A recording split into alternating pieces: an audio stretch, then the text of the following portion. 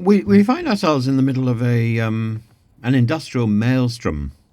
The unions, emboldened by recent concessions, now appear to be pressing their advantage, while the nation, battered by a new wave of austerity, teeters on the edge of disillusion. Let's have a look at this in a little bit more detail, because upon taking office, the Labour government inherited what can only be described as a politically volatile landscape, and public sector workers, stretched thin by over a decade of austerity, had turned strikes into an art form. Labour's initial response was ambitious, a series of above-inflation pay rises. Train drivers were granted a 5% increase, junior doctors a staggering 22%, teachers saw a 6.5 bump, alongside assurances of additional funding. This quelled unrest, but only temporarily, because much wants more.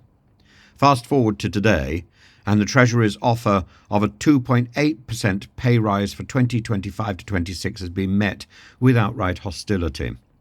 Inflation is predicted to average 2.6%, meaning this rise, though marginally above inflation, fails to bridge the chasm left by years of stagnant wages. Unions, particularly those representing NHS workers and teachers, have branded the offer deeply offensive, and they argue it exacerbates a recruitment and retention crisis already crippling essential services. The Chancellor, Rachel Reeves, tasked with threading the needle between fiscal responsibility and public expectation, insists that this offer reflects the challenging financial backdrop, and which of course is blamed on the previous administration, and departments are to fund pay increases internally, a directive that unions claim will translate to deeper cuts in public services. NHS England warns that exceeding the proposed pay rise risks 300,000 fewer operations, and schools anticipate layoffs and larger class sizes as budgets are squeezed. It is remarkable, isn't it? There are savings to be made, particularly in the NHS, by taking a swinging strike at the bureaucrats in NHS England.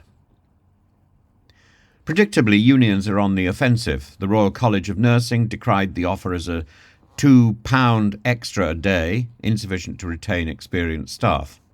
The British Medical Association, the BMA, hints at a very real risk of renewed industrial action, and teachers' unions lambasted the government for failing to address pay erosion that has seen salaries decline by over 20% in real terms since 2010. Against this backdrop, the average Briton faces a bleak winter. Pensioners shiver in underheated homes as energy costs climb. The pensioners saw their winter fuel payment slashed, presumably so that the teachers and the NHS staff and so on, and the train drivers could be paid as Labour got into power. Children grapple with the prospect of school closures, while parents despair over growing classroom sizes, which can only get bigger as classrooms have to accommodate the children exiled from the smaller independent schools that can no longer afford to exist. Meanwhile, unions rally under the banner of restorative justice for workers. For many, this feels like the "I'm all right, Jack" mentality of a privileged few who, having secured their piece of the pie, now demand seconds.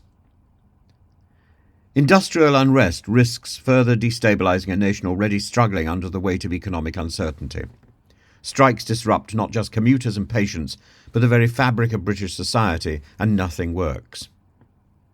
My local council, there's no reception anymore, and I went in there yesterday to try and find out some. In fact, among other things, I was trying to find out directions to where I had to go, and there was no one there to answer any questions. And when I did manage to speak to somebody on the phone, I was told, it's Warwickshire Council, not Rugby Council, that deals with cyclists on pavements, leaves on pavements, hoarding and broken fences and broken little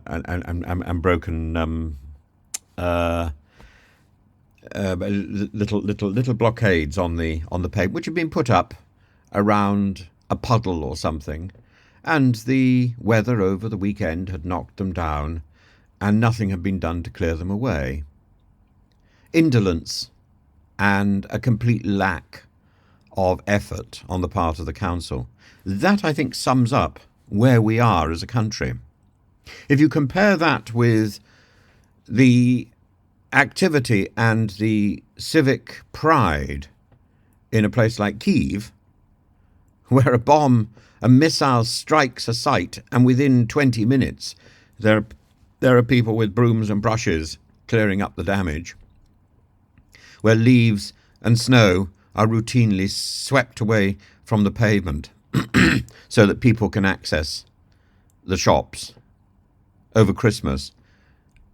You know, a city under siege that manages to project an image of normality, and a ridiculous town in the middle of Britain that can't do the basic jobs.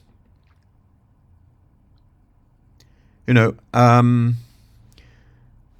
this idea of tightening belts risks alienating the workforce needed to sustain public services. And this is no longer merely an economic debate, it's a moral and a political one. And to navigate this quagmire, both sides must compromise or deliver. Both sides need to deliver. It's not about compromise. Both sides need to recognise that they have a duty to do their job.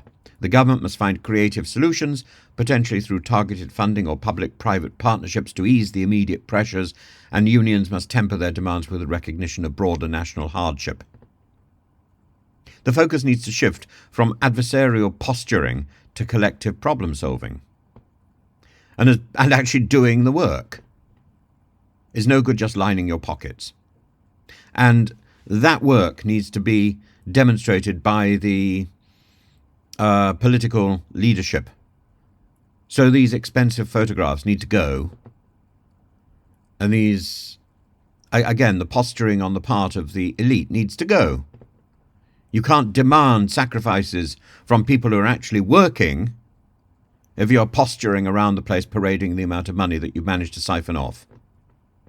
As Britain braces for another winter of discontent, the need for unity has never been greater. Industrial action may be a legitimate tool of negotiation, but it should not come at the expense of national resilience. And in this battle of wills, one can hope that reason prevails. For the alternative, a fractured, embittered nation, is a cost that really we can't afford. The international situation is too threatening to allow a domestic problem to escalate out of control.